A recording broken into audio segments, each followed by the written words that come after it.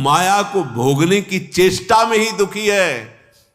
दुख योनयः, ये है दुख प्रकट करने वाले, केवल भ्रम।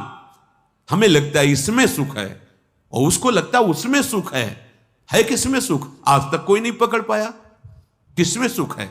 हमें लगता है इस शरीर में सुख है, वो शरीर वाला विपरीत शरीर को सोचता है इसमें सुख है, वो तीसरे को सोच रहा है। केवल सोच ही तो है, सुख कहां है? जिसको हम प्राप्त करके सुखी होना चाहते हैं तो वो तो बड़ा सुखमय होना चाहिए, लेकिन वो किसी और को प्राप्त करना चाहता है। ये भ्रम तुम समझ नहीं पा रहे, ये चालबाजी नहीं समझ पा रहे माया की। समझो, धर्मयुक्त भगवत सेवा के लिए, सृष्टि संपादन के लिए संतानोत्पत्ति करना, ये हमारी ऋषि परंपरा से चला आया है। ये एक तरह से भगवान की सेवा हो जाएगी।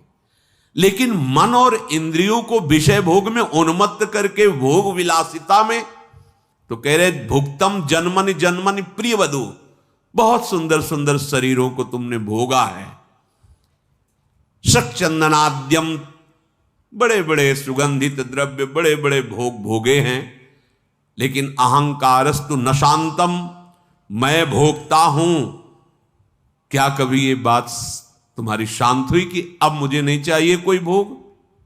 1000 बार, करोड़ बार, इसी जन्म में, हजारों करोड़ों जन्मों में, आप थोड़ा विचार कीजिए कि कुछ होता तो आपके हाथ लगता ना। ये जो तात्कालिक सुख लगता है, ये भ्रम के कारण लगता है।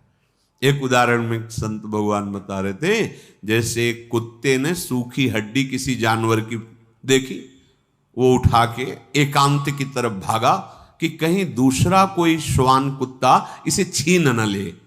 और जब वो खाने लगा तो उसमें कुछ था नहीं, उसी के गलफरों से खून निकला और उस हड्डी में दिखाई दिया। अब वो और आवेश में